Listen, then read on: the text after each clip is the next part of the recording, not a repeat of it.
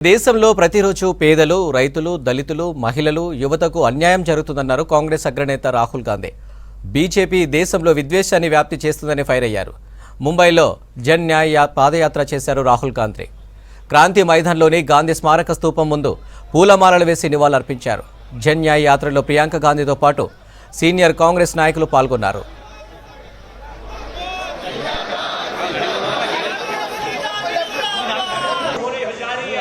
इस पदयात्रा की शुरुआत में गांधी जी का एक बहुत ही प्रिय भजन जो संत नरसिंह का आप भी हमारे साथ गाइए।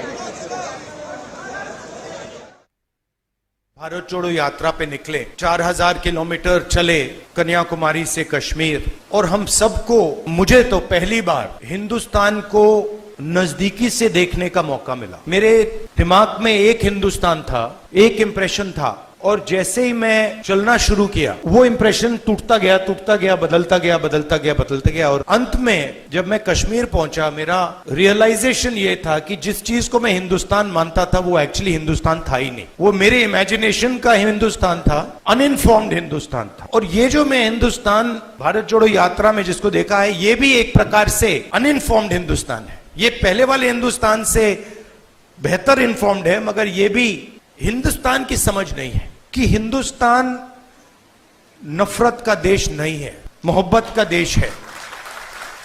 और इस देश में, इसके डीएनए में रिस्पेक्ट, मोहब्बत, ये बहुत गहरा है। हमारी फ्रीडम स्ट्रगल के जो औजार दिए गए वो अफ्रीका के औजार नहीं थे, वो आपके औजार थे, हिंदुस्तान के औजार थे, और वो औजार हमें गांधी जी ने दिए।